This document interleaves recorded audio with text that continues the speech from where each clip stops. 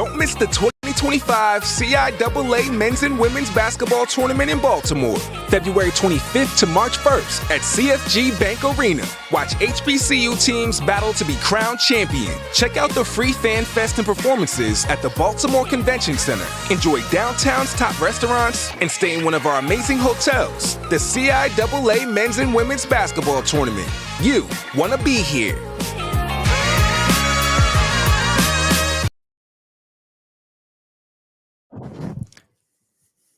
All right, Jonas, we just heard from Eric DeCosta and John Harbaugh after the season ended.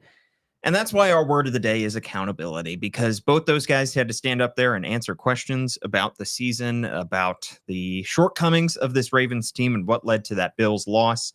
Definition, the state of being accountable, liable, or answerable. First known usage in 1785 to 1795. And we'll talk later about some players who perhaps were not as accountable. But let's talk about what we learned from John Harbaugh and Eric DeCosta. What was your first biggest takeaway? You just finished an article that is going up shortly on the BaltimoreBanner.com, where you can read $1 for 6 months is how you subscribe. But what was number one takeaway after a mammoth 45 to 50 minute press conference?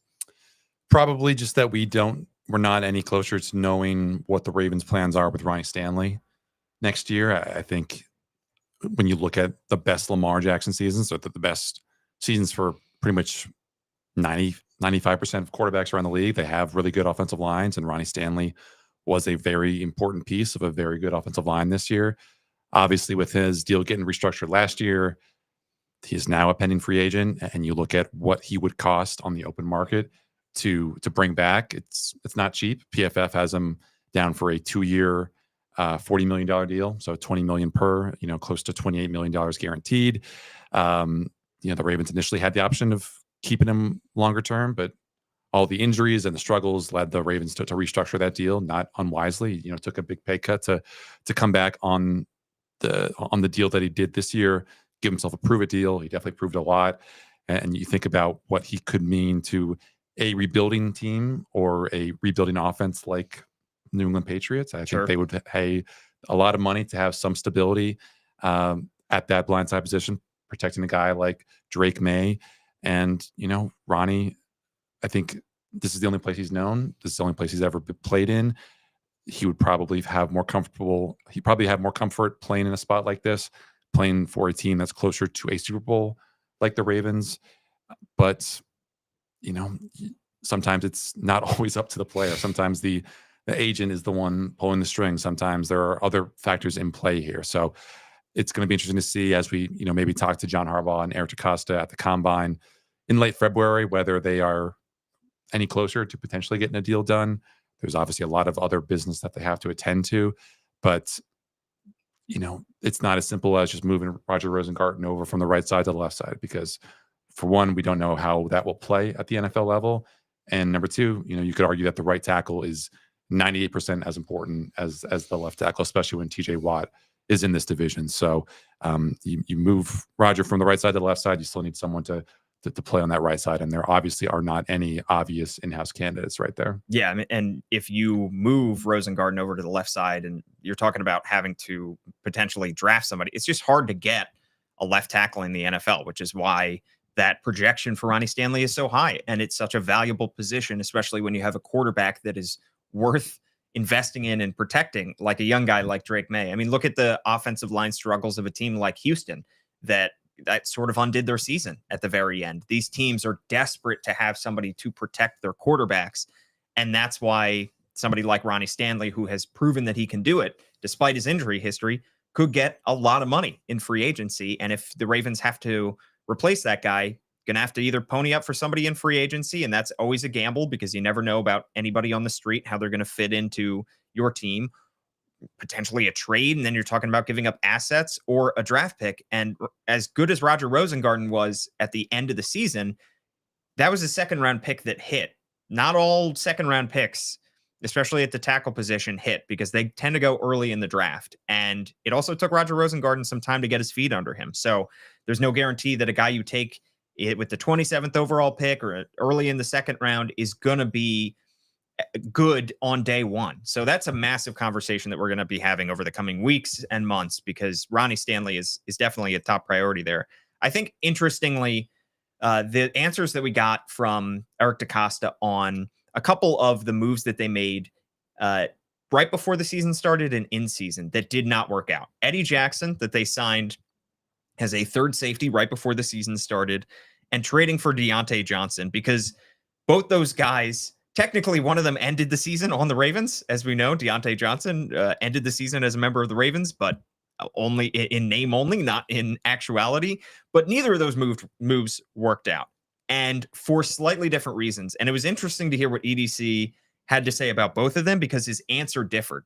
For Eddie Jackson, he was pretty honest and upfront about the fact that they signed Eddie to be a depth safety and special teamer, and he didn't want to accept that role. He said he liked being around Eddie Jackson. He respects him. Well, I think they signed him to be the next Geno Stone, and then once that was clear that he couldn't take that on, then he wasn't happy with that role. Then they reduced his role, and he wasn't happy with that role, and he was straightforward about that. And that's why, ultimately he said the decision to release him was a roster decision, as opposed to this guy is too much of a problem in the locker room.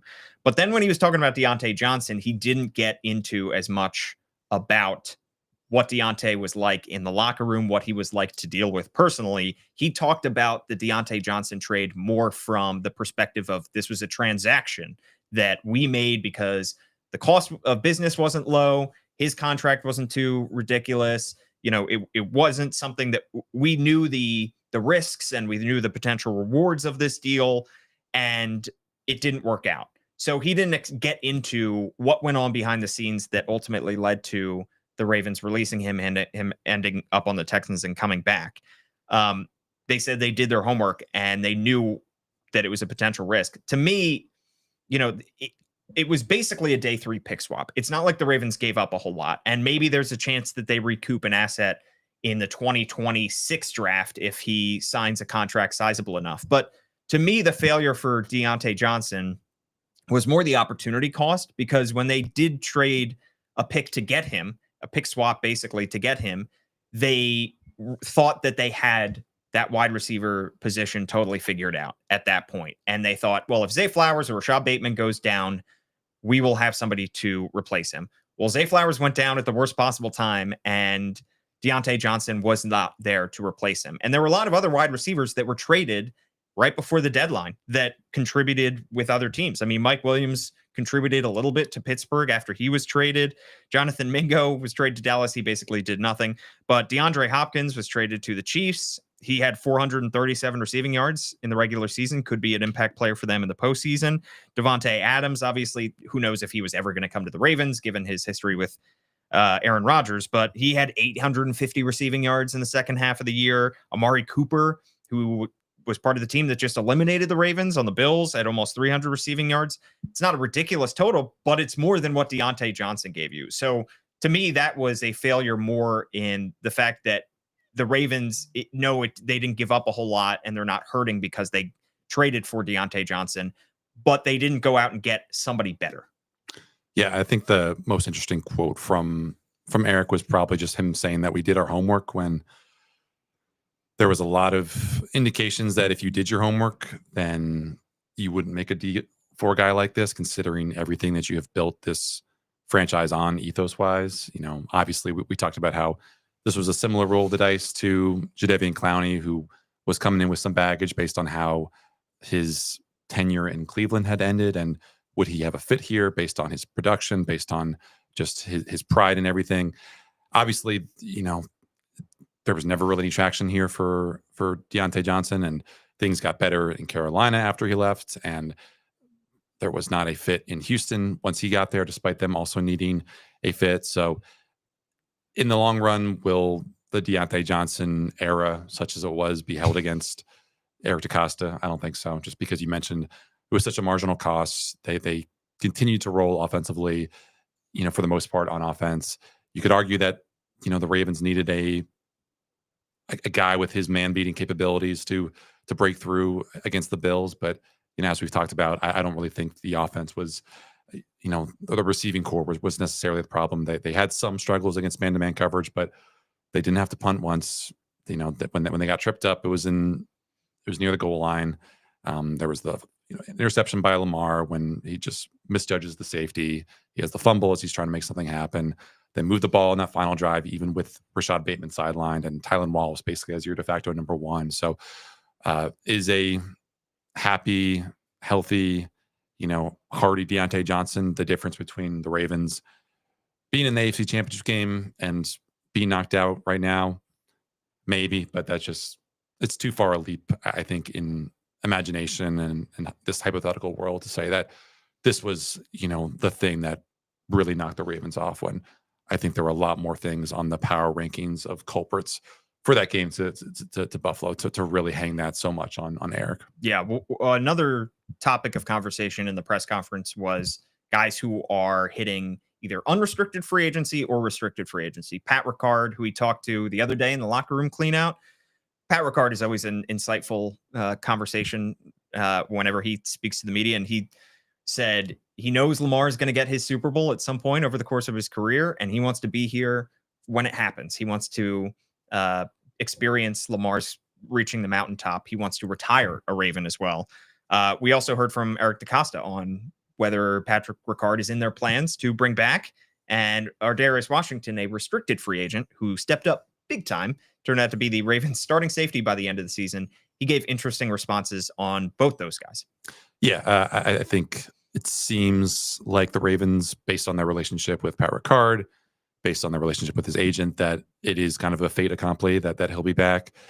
He's only 31, which is a little bit surprising considering just how long he's been around Baltimore. But, 39% of the snaps last year, 39% of snaps this year, an All-Pro this year, turned into what Eric DeCosta said was the best player at his position. And Eric said, quote, "I think Pat knows how we feel about him, and I would love for him to retire as a Raven too. I mean, he epitomizes everything that we're all about, and he's another undrafted guy who just became, in my opinion, the best at his position. So we'll have those discussions." He said the goal is to, have Pat retire as a Raven. But, as we've talked about a bunch, and as we'll continue to talk about, just with the Ravens investments and these big name guys like Nnamdi Madubuike, Marlon Humphrey, Lamar Jackson, obviously, the space that they have for these mid-sized contracts narrows considerably. So I don't think Pat is. I think Pat is probably on the low end of what you would consider a mid-sized contract, because the fullback position is not necessarily a premium position, and there would not probably be a huge market as if he were the same level of player as the same level of impact at a guard position, or I don't know, even like a full-on tight end. So I think it's probably a pretty safe bet that the Ravens could figure a way to bring him back. But it's just a matter of when that happens in free agency, and I guess for how much. Yeah. Another topic of conversation, Justin Tucker, Ravens kicker, who struggled in the middle of the season and seemed to have figured things out by the end of the year. Look, he carries a significant cap hit for next year relative to a kicker. So the Ravens are incentivized to keep him. And also they don't have exactly a succession plan at kicker. Not many teams do, but he's 35 years old. And, the question was, are you planning on bringing in just another camp leg, just to give Justin Tucker some rest? Or are you going to bring in actual competition for Justin Tucker, considering how much he struggled? And John Harbaugh was pretty candid about the fact that Tucker, it took this long for Harbaugh to finally kind of acknowledge that it was mental for Justin Tucker. I mean, he kind of hinted at that throughout the season, but he said it was really between the ears. And that's what we experienced from our perspective. Justin Tucker, by the end of the year, looked like his old self. I mean, I don't think he missed a kick. Not after the bye. So, he figured things out. It appears that he can still do it. It's just a matter of, do they believe that he can consistently stay with that form that he recaptured? And both Eric DeCosta and John Harbaugh backed Justin Tucker. They expect him to be their kicker next year. They, lavish praise on his career. And it sounds like Justin Tucker is not going to get any legit competition in 2025. Yeah. And they highlighted just how he finished the year as the reason why they have that confidence in him. Obviously that a lot of narrative goes into, I think maybe an outsized amount of import is placed on how guys finish years. And you look at what I know, totally different position, totally different league, but what Jordan Love did last year for Green Bay after that rough start, and then going 24 touchdowns, 0 interceptions, something like that over the second half of last year, led to a lot of MVP consideration, a lot of MVP hype for him, and that of course did not bear out. And Justin, I think, going 5 for 5 after the bye, not missing an extra point, that accuracy being back to what it was definitely a good sign. But it's not just this year that has to be considered. It's also last year. He was 86.5% accuracy last year, 86% accuracy the year before. Not bad, but not the kind of guy that you would expect, or that had spent basically half of the 10 seasons prior making 90% or more of his field goals.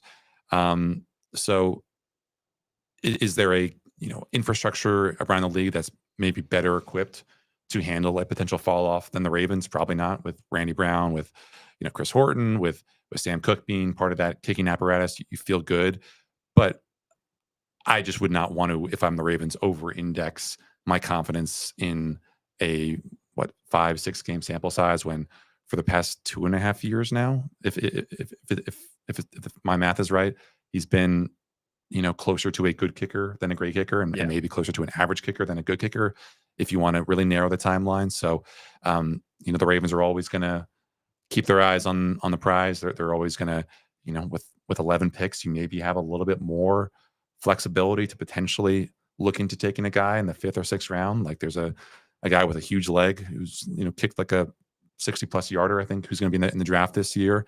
Obviously doesn't have Justin Tucker's accuracy, and we've seen so many of these guys who are taken in the 4th or 5th round just completely bomb out with the team that drafts them pretty early in their career. But you wonder if we are still having the same Justin Tucker conversation after the draft based on how that goes, and maybe just how the board falls for them. Yeah. Another interesting note, John Harbaugh's contract, because he is entering the final year of his contract in 2025. Kyle Goon, our columnist, has written about how he deserves an extension. This was a question 3 years ago, when the last time that Steve Bisciotti and the Ravens extended John Harbaugh, and that was coming off a significantly worse season than the one that the Ravens just had. That was when they were coming off the season where they finished last in the AFC North. Now they're back-to-back AFC North champs, and despite their shortcomings in the playoffs, there should really not be a reason that we can see that the Ravens should move on from John Harbaugh, or even let him go into his lame duck season without any kind of contract extension. What Bisciotti said 3 years ago was, it's not fair to let John Harbaugh go into his walk year without knowing his future. And Harbaugh was asked about it. He seemed pretty comfortable in the belief that something will get done. Yeah, and I think it was important that, and notable that Eric DeCosta went to bat for John in the way that he did at the end, asked about how he's seen John develop as a coach, that, John can be stubborn, but he's open and he's passionate. I think all of those, just like you, Jonas, all of those, not as well paid, unfortunately. Unfortunately. And I think that probably will be the sticking point for John and his agent as they go into all these things. It's not like the power struggle that maybe you see, that we thought we'd see play out with the Minnesota rumors with Kevin O'Connell. Remember, there was the talk about, is Kevin O'Connell here for the long term because he hasn't signed his deal? And well, it turns out that actually the Vikings aren't going to let a guy as good and promising and innovative as Kevin O'Connell go to anywhere else, because once you have a good coach, you want to keep onto that thing. You want to protect it like it's gold. And I know there's a lot of agitation and dismay over what John Harbaugh has done in the playoffs over his career, and certainly he's got to wear some of that. But listen, you have Lamar, you have this team that is probably going to be top 4 Super Bowl odds next year. I think that anything more than a repeat of what we saw 3 years ago with the same kind of extension would be a surprise. I mean, it's not like you have to worry about how much Steve Bisciotti's paying John Harbaugh, because these contracts do not factor into the salary cap. It's coming out of Steve Bisciotti's pockets, and he's happy to have a coach who fields a team that regularly fills out M&T Bank Stadium and keeps this franchise out of the headlines in a bad way. So I think it's pretty much a signed, sealed, delivered situation here, where maybe we get to the owners' meetings again and we have Steve Bisciotti talk, if he does talk, about why he's so committed to John Harbaugh. And I understand that there will be a lot of frustration and a lot of wishing that maybe the Ravens would move on from John. But I just don't think it's realistic. I mean, these guys are running this team like a business, and you can't blow it up like it's a fantasy football team. You've got to Right. be mindful of the bottom line, and I think the value adds that John Harbaugh brings to this to this conversation for the Ravens' bottom line is about as reliable as you can get outside of maybe a couple of head coaches in the NFL. Yeah, and this is a different conversation from the one that we had last year, because I think you could pin more of last year's failures in the AFC Championship game on coaching, whether it was Harbaugh, whether it was Todd Monken. Their inability and frankly refusal to run the ball against the Chiefs was certainly a reason for their downfall. We said it after the Bills game in Buffalo. It's not exactly John Harbaugh's fault or Todd Monken's fault that the Ravens didn't hold on to the football. I mean, it's, Lamar Jackson was the one who threw that interception and put the ball in the turf trying to make a defender miss. And it's Mark Andrews who fumbled the football and dropped the ball. I mean, it was a wet, cold night. There are a lot of reasons that happened potentially, but it's not Harbaugh's fault. He can't catch the football for them. So to me, I didn't really, and the game plan, sure, you can nitpick individual plays here. You could nitpick the Todd Monken's play calling when the Ravens got down to the 1 yard line and had to settle for a field goal. But that, to me, does not fall on John Harbaugh. So. Yeah, I mean, he said play calling is good when it worked, and it worked more times than it didn't this year. I mean, not to nerd it up again, but again, this offense finished first in DVOA, first in rushing, first in passing. The defense finished, I think, top 10 overall, and I think we talked about this during the season or before the year, but I'm not sure if there's been a more stable franchise when it comes to defensive excellence than the Ravens over the past decade or so. And that's a side of the ball that is inherently, it's prone to volatility. Extremely volatile. Year to year, it is. Yeah. You look at what, probably the 3 best defenses in the NFL in 2023, the Ravens, the Browns, the Jets. Only one of those teams this year had a good defense. Browns completely fell off despite, they dealt with some injuries, but they had this exact same defensive coordinator, exact same group of stars. And they just were nowhere close to being, that number 2, number 1 defense that they were in 2023. The Jets, again, Sauce Gardner falls off a little bit, but they have some other guys step up. And still, once Robert Saleh left, that defense just completely fell off the tracks. And the Ravens didn't have as much talent on this year's defense as they did last year. And that was obviously reflected in some of their struggles this year. But for the most part, I don't know heading into the playoffs how many defensive units there were that you would have picked over this Ravens group. They were able to defend the run. They were able to get after the passer. They were able to limit explosives. All 3 things you need from your defense each and every single year. And John Harbaugh's involvement with this group, with bringing in Dean Pease, even though it seems like his future in Baltimore is probably going to be more as a consultant role than a more hands-on guy. I mean, we saw him so many of those shots at defensive meetings in Hard Knocks, just him kind of lingering in the background there. But he's an older guy. John Harbaugh kind of joked about his wife being around the facility maybe more than he expected, because it's not normal for someone who's been around the block as many times as he has to be coaching at this latest stage in his life. And I'm sure Zach Orr would probably appreciate to have a little bit more control over the steering wheel for the Ravens. So it's going to be a different looking defense next year. But as long as John Harbaugh's there, you got to feel pretty good about this defense being at least respectable. Yeah. What other takeaways did you get from that press conference, Jonas? Anything interesting? Not a whole lot of engagement from Eric DeCosta on on the Kyle Hamilton, Tyler Linderbaum situation. I think it's just that's par for the course. Yeah. I mean, he's I don't think Eric delving too deeply on the Ravens' interest in signing those guys would give away any kind of leverage. But everyone around the league knows that the Ravens want to do their business early, and they want to lock these guys up for the long term to give themselves not only just the wiggle room to compete now, but also just to keep costs down in the future. I mean, had the Ravens been able to sign Nabi Madubuike to the deal that they were offering before he broke out, maybe they would feel a lot better about being able to keep Ronnie Stanley, because they would have given themselves, the $5 to $10 million kind of wiggle room that you need to keep these guys. And again, it's going to be more and more cost prohibitive the more that we get, the further we get into this Lamar Jackson deal, because I think his salary cap hit spikes about $10 million or so dollars from this year to next year. Eric DeCosta said that they are open to restructuring the deal, which you've seen some teams do. Maybe the Ravens even give him a bonus. I think the Bills did that with Josh Allen just because of how reliable he's been, because of the value that he's given to that Bills team. You could argue that Lamar has given more to the Ravens than any quarterback around the NFL, aside from maybe Patrick Mahomes. And so it's going to be interesting to see, what kind of machinations the Ravens have there. And I guess probably the other takeaway, and we can talk about it here, was just the belief in Mark Andrews and the suggestion that there is nothing to be done with his future in Baltimore, that the Ravens would much rather have the 3-headed or 4-headed, if you're counting Patrick Ricard, monster of Mark Andrews, Isaiah Likely, Charlie Kohler, who could be an even better and should be an even better blocking tight end next year, and Pat Ricard, than deciding on the future of Isaiah Likely and Mark Andrews. I think it was interesting that Eric DeCosta said that they're not going to make any decisions this year, which to me suggests that they're not going to engage Isaiah Likely or his agent in competitive contract talks, which again might be a mistake in the rear view, but it's a tough situation. Mark and Isaiah were number 2 and number 3 in those ESPN receiver tracking metrics and the tight end. And, Mark is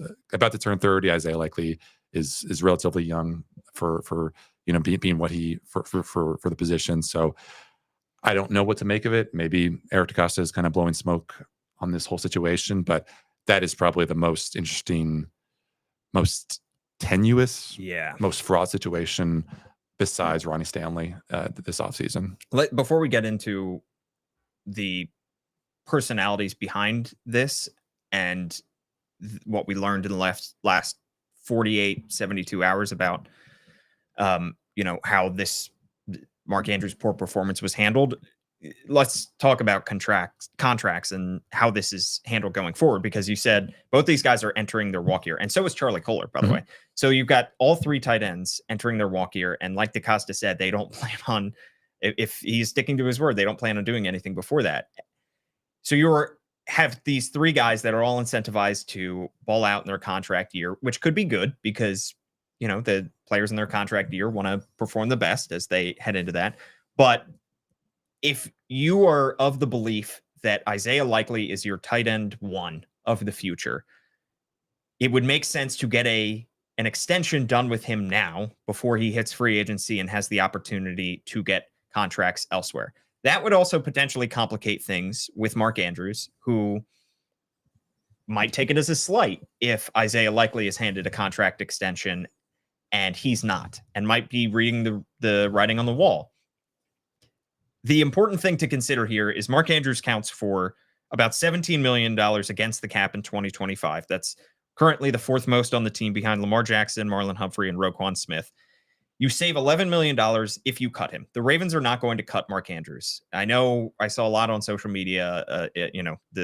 Some of this stuff is pretty vile, and I would urge people to keep things civil when discussing players, when discussing anybody on social media. Just because you're behind a screen doesn't mean that you are free from consequences. And I think it's incredibly fraught conversation to have when you're talking about people overreacting and having the ability to reach athletes and public figures personally. So keep that in mind. But the Ravens are not going to cut Mark Andrews. If they were to trade him, they would save that $11 million, whether it's before June 1 or after June 1. They would carry with them about a $6 million dead cap hit in 2025. To me, it does not make really much sense at all for the Ravens to move on from Mark Andrews at this stage, because you are taking another weapon away from Lamar Jackson. And if Mark Andrews plays out the final year of his contract in 2025 and garners a significant enough contract the following free agency to net you a draft pick, what's the difference in waiting another year for that draft pick? And why would you take away another weapon from Lamar in another season, in his age 28 season, another season where you are trying to win the Super Bowl when you don't have to? So to me, it doesn't make much sense at all to part ways with Mark Andrews. I know people have their frustrations with his struggles in the playoffs, still has no touchdowns in his playoff career, but I don't see them you can talk about 2026 and beyond, whether the Ravens want to re-sign him. I don't think they're cutting or trading him in the next 6 to 8 months. I think the most interesting part of the calculus of all this is just what you are getting from that $17 million cap hit.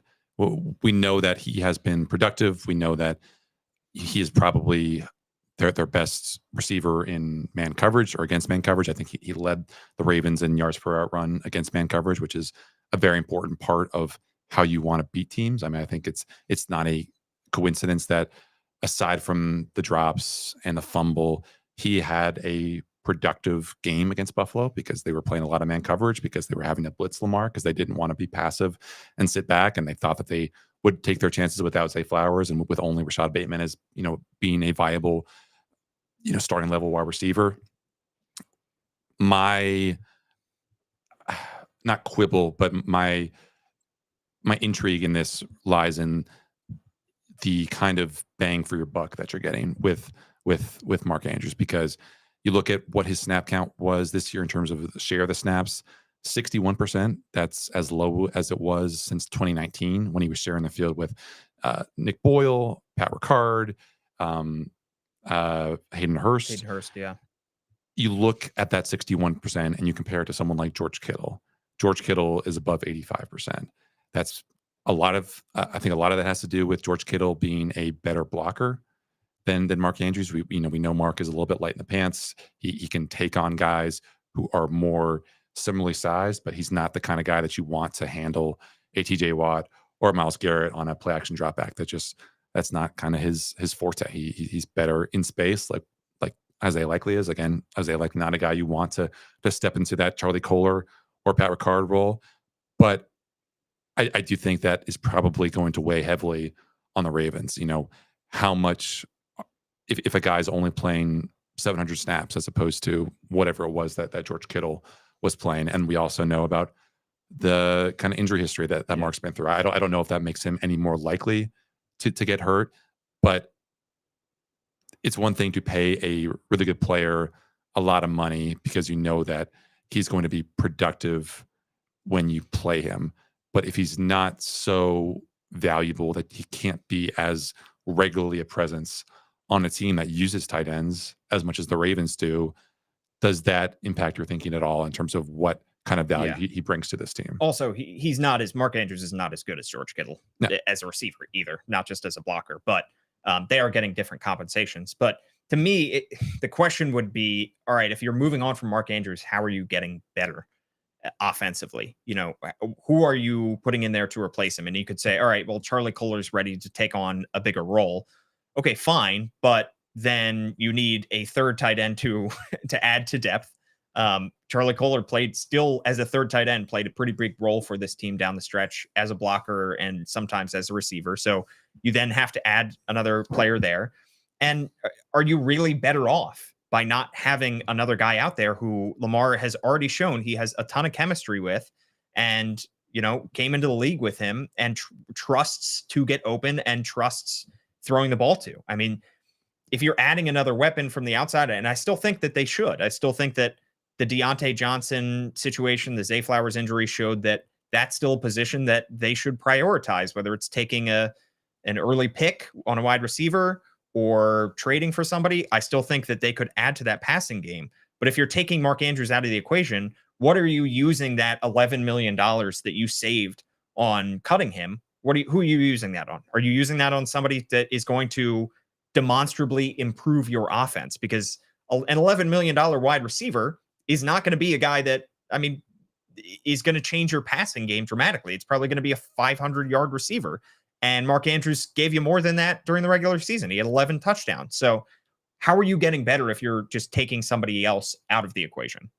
I guess if you were thinking about it just from an in-house perspective, that you could allocate that $11 million to Ronnie Stanley, and sure, that that's fair. A healthy, available Ronnie Stanley is more important to this team than who's again, it's tough to it's tough to expect Ronnie Stanley to be a 17-game starter like he was this year because of his injury history and because this is a physical sport and because he's on the wrong side of 30 or he's about to turn 30 himself. So you could say that the Ravens are better off reinvesting that capital in a guy that they could otherwise be set to lose because they already have another tight end or two, and they don't have another left tackle / right tackle. I think that would probably be the most compelling argument. But I agree. I mean, I just think it sets a bad precedent for what you're doing as a franchise, I guess, to part ways this quickly. Yeah. After, one bad game, even though we know he's had a kind of rough postseason. I mean, I think this is probably a situation where Lamar maybe exerts his influence in a little way, in the way that he told Eric DeCosta to go get a notable wide receiver last year, and they brought in Odell. And I just think that Lamar recognizes the special connection that he has with Mark. Not to say that he couldn't have an equally or better, more special connection with Isaiah likely, but that they've been through so much together. I think Mark plays the position in a way where it kind of lends itself to aging well. You see Zach Ertz in Washington. Sure. We thought he was over the hill, and there he is making himself the safety blanket for Jaden Daniels because of just how physically and how competitively he plays the game. I don't think that Mark is set to fall off a cliff production wise, but I understand that it's a tough situation, and that maybe Todd Monken thinks he can do just fine with just a big three of Kohler, likely Ricard. But yeah, if Todd Monken is back. But also, did you notice Lamar posted an Instagram end of season carousel of pictures, and Mark Andrews was the first picture, and the top comment was, "Oh no, get Mark Andrews out of there." Yeah, I figured. But also, you are taking on a $6 million dead cap if you move on from him. So you are, yes, you could use that $11 million on Ronnie Stanley or somebody else. But also, you're just eating $6 million just to get rid of the guy, which doesn't make a whole lot of sense. So the tight end position is one we'll discuss a lot from a roster standpoint. But from a personal standpoint, after the game in Buffalo, Mark Andrews did not talk with the media, whether it was, we talked about, it was, I don't know, miscommunication would be the most charitable way to describe it. But I was there in the locker room. There was a request made for Mark Andrews while he was finishing getting changed and getting ready to get on the bus, whether it was his decision, whether it was PR's decision. Ultimately, we did not get to talk to Mark Andrews after the game. We had and we know he was in the building yesterday because players said he was in the building yesterday. And then when you look at Hard Knocks, and there he is, not seeming like... You mean two days ago on Monday? Yeah, I see 2 days on Monday. In last night's Hard Knocks, you see him in the meeting room, not looking particularly distraught. He was so... But yeah. So from to peel back the curtain, we have an hour-long open locker room where the players get to, they clean out their locker. They say goodbye to a lot of their teammates, and they have the opportunity to speak to the media. Not every player is there, and players come in and out, and some players are there and decline to speak to the media. It's all part of it. But we thought for sure, given the way that the game ended, given our obvious desire to speak to Mark Andrews, and given the fact that he did not speak to the media immediately after the game, we did not get to speak to Mark Andrews again because he did not make an appearance during the hour-long open locker room. I did see there is a natural inclination from fans, I understand, when we report things like we did not have a chance to speak to Mark Andrews, or Mark Andrews did not show up to open locker room.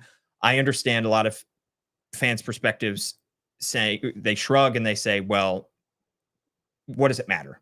He lost, they lost the game. He struggled. What could he possibly say after the game that's going to change anyone's mind?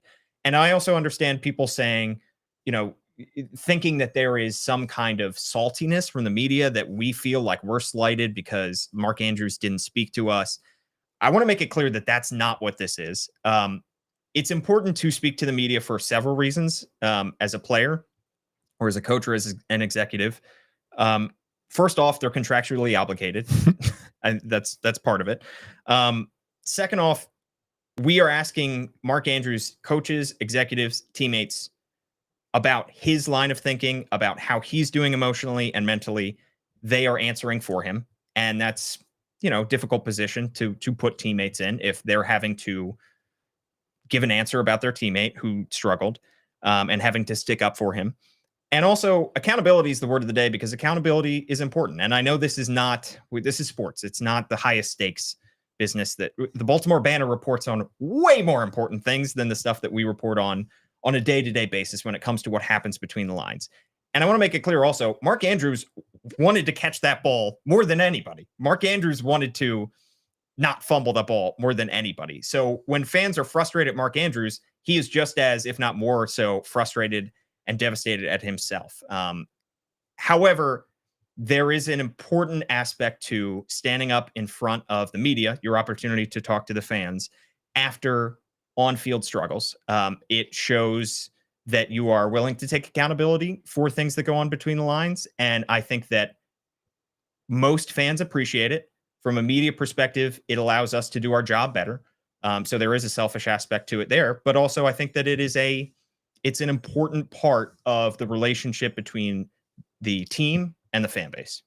Yeah, and nature, abhors a vacuum. And if something does happen with Mark, or if there's rumors that something could happen with Mark, then that means that the last time we'll have talked to him would have been before this game and before maybe the paradigm shifted. And that's a shame. You want to have quotes and thoughts that are as current as possible. And because of how the offseason calendar unfolds, we're probably not going to have the opportunity to talk to Mark, assuming that he's still on this roster in 2025 until offseason workouts in May, June, whenever that is. So it's not going to be for a while.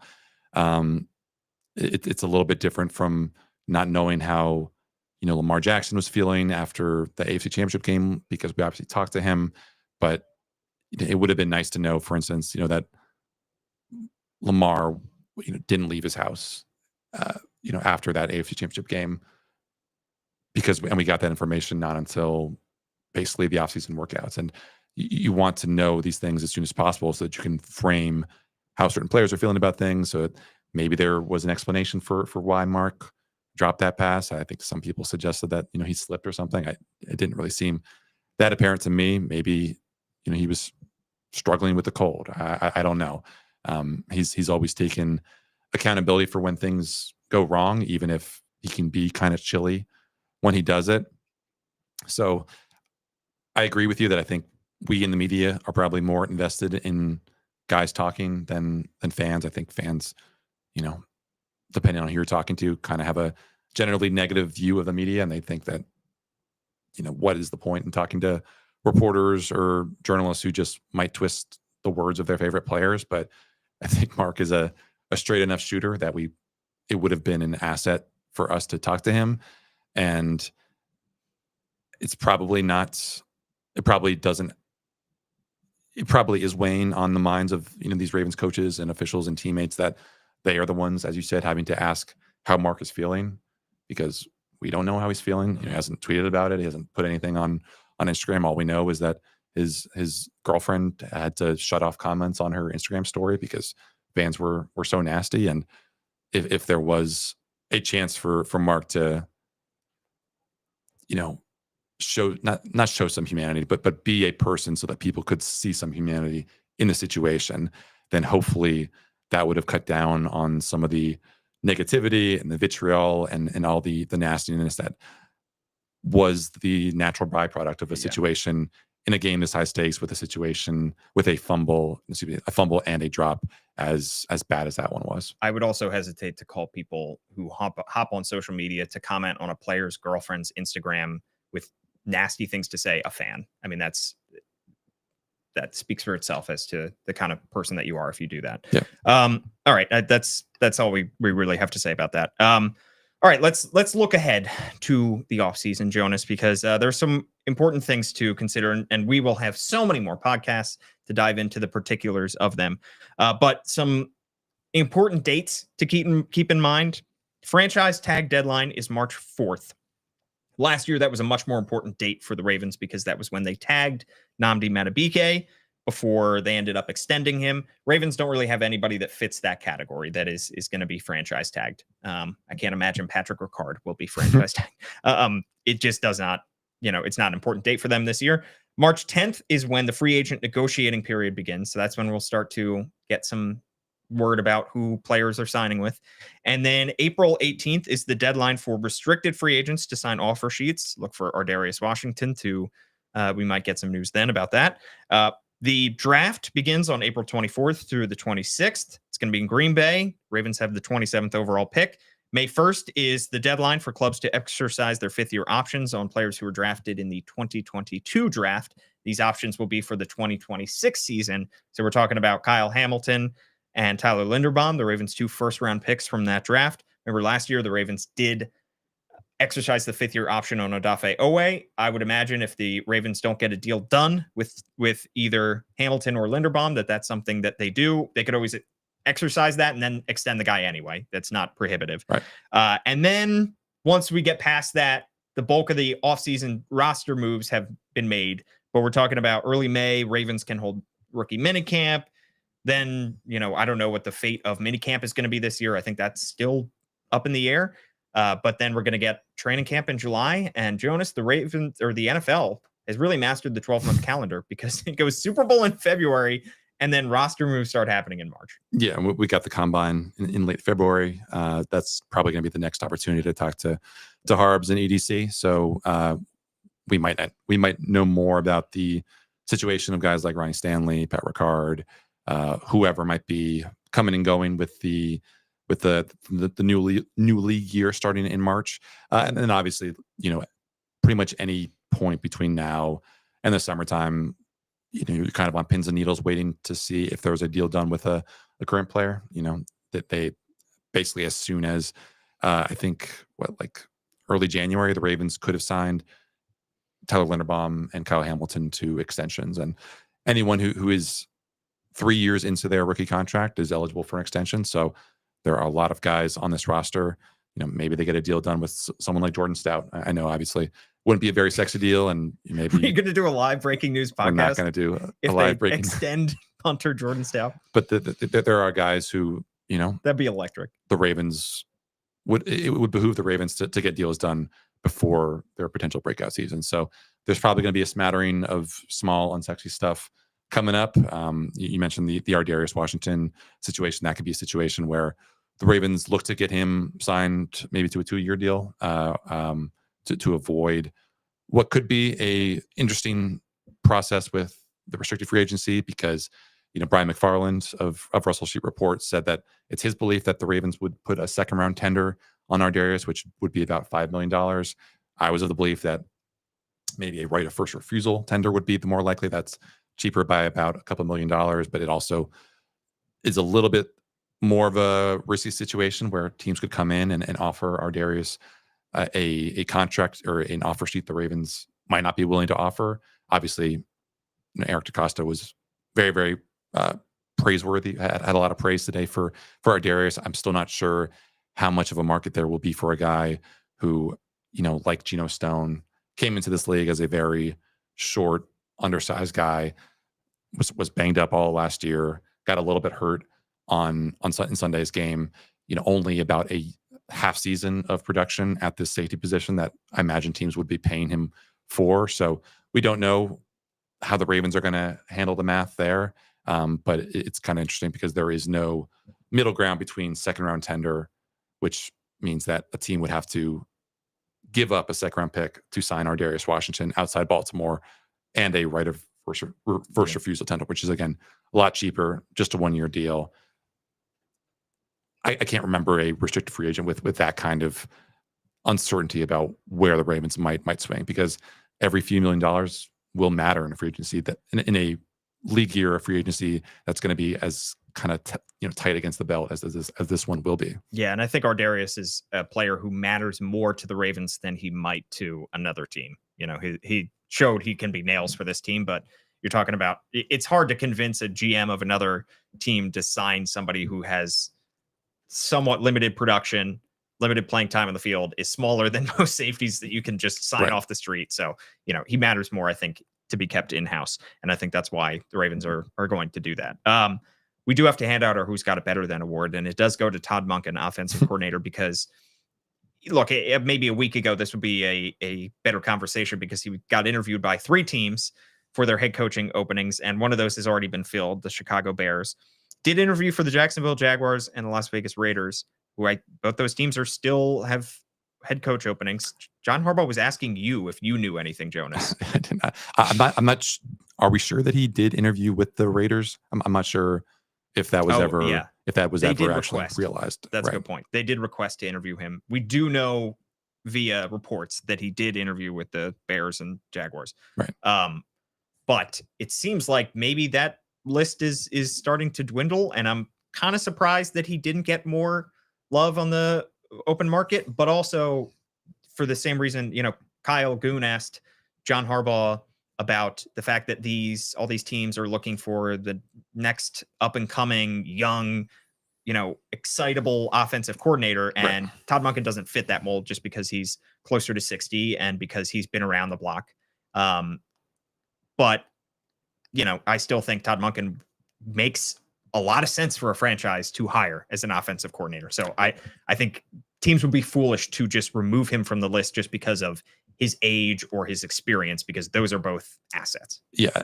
I go back to what John Harbaugh said before the AFC Championship game last year against Kansas City, where someone brought up Steve Spagnuolo, who John has a history with, a good history. They worked together on previous staffs, and Steve Spagnuolo, again, has turned into one of the best defensive coordinators, best defensive game planners in the NFL. You obviously see what he's done with that Chiefs defense. You saw what he did with the Chiefs defense last year, and John Harbaugh was kind of jokingly, but also probably more seriously than we realize, encouraging teams to look into hiring Steve Spagnuolo. Please. And that did not happen. I don't know if he's been requested for a single head coaching interview this cycle. But a lot of that has to do, I think, with probably, his age and his contentment with being a defensive coordinator on any really good team. He was also previously a head coach. Yeah. And maybe John has in Todd Monken just kind of the offensive version of that. I think it's probably a lot harder to keep a coordinator of a offense that we think will be as successful as next year's. That'll be 3 years of, a top 5 offense, assuming that everything stays on track with Lamar and all the pieces that they have coming back. But if this is a situation where Todd Monken is just making a lot of millions of dollars working with one of the NFL's best quarterbacks, working in a franchise that is, that knows how to treat its employees, that there are worse places to be. I mean, I think the fact that we see like Liam Cohen, who's again kind of the prototype of the hot shot offensive coordinator, taking his name out of the running for that Jacksonville Jaguars vacancy, probably because he would much rather take another shot at another cycle next year than work with Trent Baalke in Jacksonville.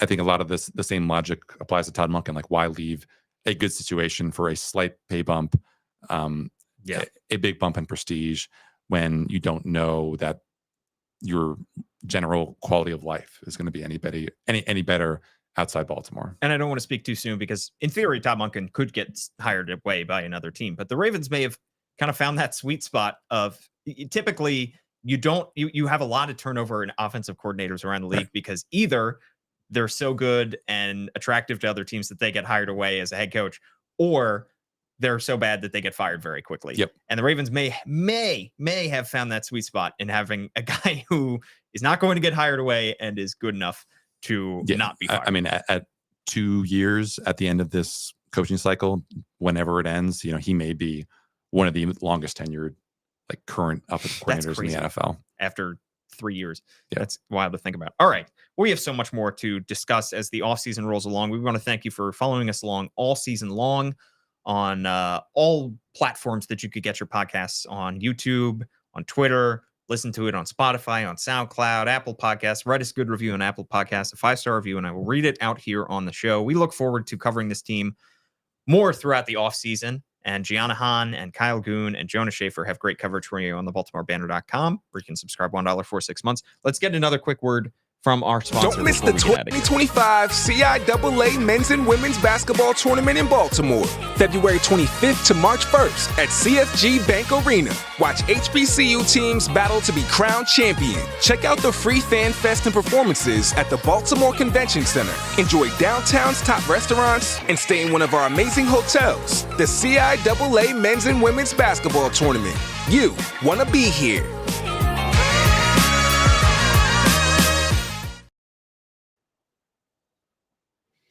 We will be back at some point. I don't know when. We'll have more to talk about, maybe, but this is probably going to be the slowest week of the offseason for the Ravens before things really start to pick up. I think you could say, right?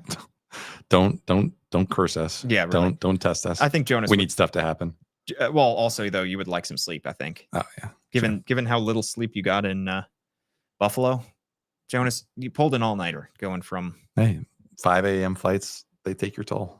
So do 6:30 kickoffs. I do want people to know how insane Jonas is. The fact that he went from, you were planning to go directly from the game, from the press box to the airport to fly out of there.